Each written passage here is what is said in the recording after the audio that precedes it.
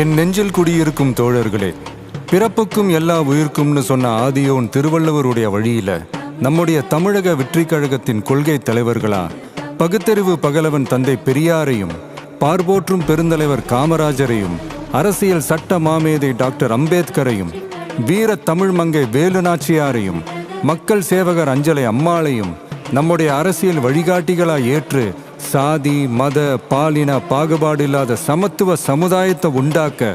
மதச்சார்பற்ற சமூக நீதி கொள்கைகள், அதாவது செக்யூலர் சோஷியல் ஜஸ்டிஸ் ஐடியாலஜிஸோட நம்ம தமிழக வெற்றி கழகத்தின் வழியா உங்களுக்காக உழைக்கணும்னு நான் வரேன்.